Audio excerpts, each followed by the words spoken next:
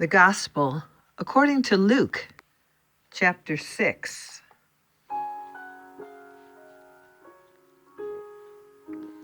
One Sabbath day, as Jesus was walking through some grain fields, his disciples broke off heads of grain, rubbed off the husks in their hands, and they ate the grain. But some Pharisees said, "Why are you breaking the law by harvesting grain on the Sabbath?" Jesus replied, "Haven't you read in the scriptures what David did when he and his companions were hungry? He went into the house of God and broke the law by eating the sacred loaves of bread that only the priest can eat.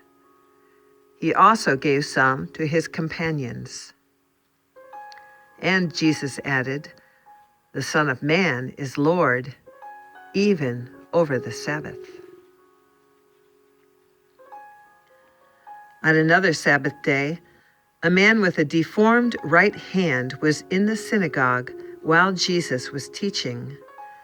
The teachers of religious law and the Pharisees watched Jesus closely. If he healed the man's hand, they planned to accuse him of working on the Sabbath. But Jesus knew their thoughts. He said to the man with the deformed hand, "Come and stand in front of everyone." So the man came forward.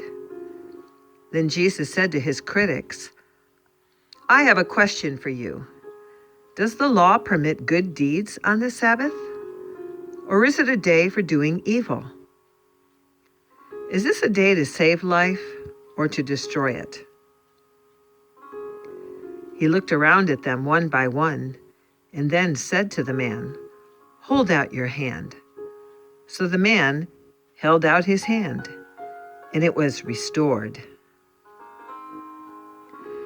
At this, the enemies of Jesus were wild with rage and began to discuss what to do with him.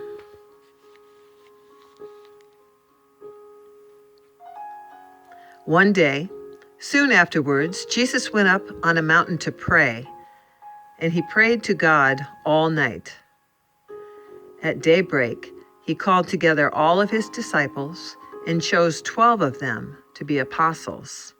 Here are their names: Simon, whom he named Peter; Andrew, Peter's brother; James, John, Philip, Bartholomew, Matthew, Thomas, James, son of Alphaeus, Simon, who is called the Zealot, Judas, son of James, and Judas Iscariot, who later betrayed him. When they came down from the mountain, the disciples stood with Jesus on a large, level area surrounded by many of his followers and by the crowds.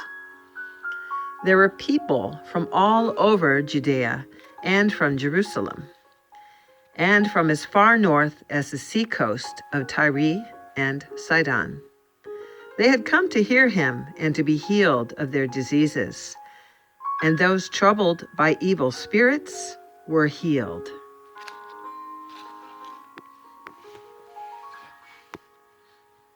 Everyone tried to touch him, because healing power went out from him, and he healed everyone.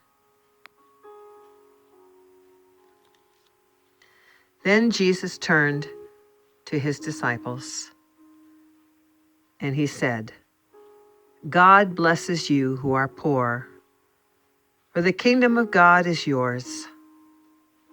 God blesses you who are hungry now, for you will be satisfied. God blesses you who weep now, for in due time you will laugh." What blessings await when all the people hate you and exclude you and mock you and curse you as evil because you follow the Son of Man. When that happens, be happy. Yes, leap for joy, for a great reward awaits you in heaven. And remember, their ancestors treated the ancient prophets that same way. What sorrow awaits you who are rich, for you have your only happiness now. What sorrow awaits you who are fat and prosperous now, for a time of awful hunger awaits you. What sorrow awaits you who laugh now, for your laughing will turn to mourning and sorrow.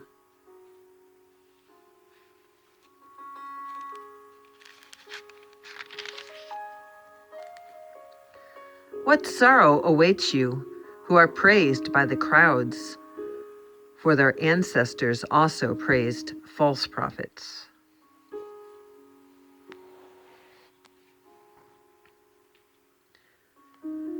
But to you who are willing to listen, I say, love your enemies. Do good to those who hate you. Bless those who curse you. Pray for those who hurt you. If someone slaps you on one cheek, offer the other cheek also. If someone demands your coat, offer your shirt also. Give to anyone who asks, and when things are taken away from you, don't try to get them back. Do to others as you would like them to do to you. If you love only those who love you, why should you get credit for that? Even sinners love those who love them. And if you do good only to those who do good to you, why should you get credit? Even sinners do that much. And if you lend money only to those who can repay you, why should you get credit? Even sinners will lend to other sinners for a full return.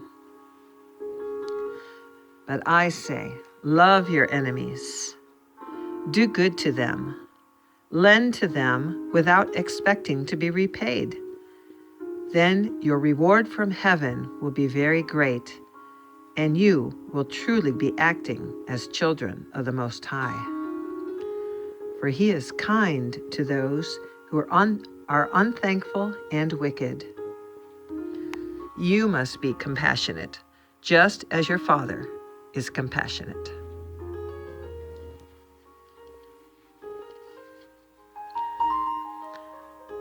Do not judge others, and you will not be judged. Do not condemn others, or it will all come back against you. Forgive others, and you will be forgiven. Give, and you will receive.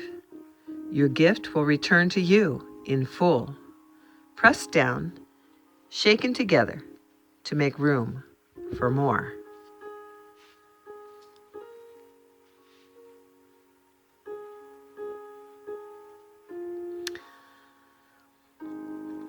The amount that you give will determine the amount that you get back. Then Jesus gave the following instructions. Can one blind person lead another? Won't they both fall into a ditch? Students are not greater than their teacher, but the student who is fully trained will become like the teacher. And why worry about a speck that's in your friend's eyes when you have a log in your own? How can you think of saying, friend, let me help you get rid of that speck in your eye, when you can't see past the log in your own eye? Hypocrite, first get rid of the log in your own eye, then you will see well enough to deal with the speck in your friend's eye. A good tree cannot produce bad fruit, and a bad tree cannot produce good fruit. A tree is identified by its fruit. Figs are never gathered from thorn bushes. Grapes are not picked from bramble bushes. A good person produces good things from the treasury of a good heart, and an evil person produces evil things from the treasury of an evil heart. What you say flows from what is in your heart.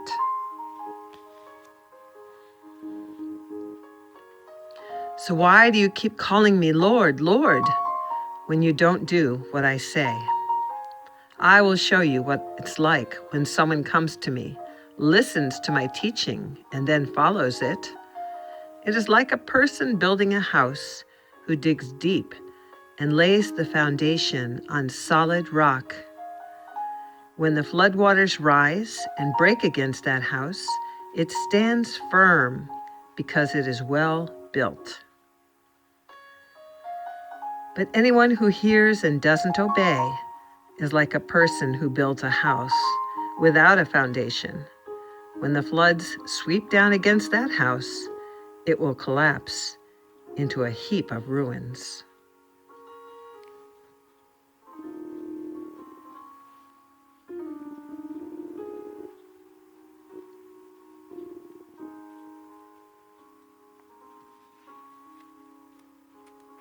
Luke chapter 6.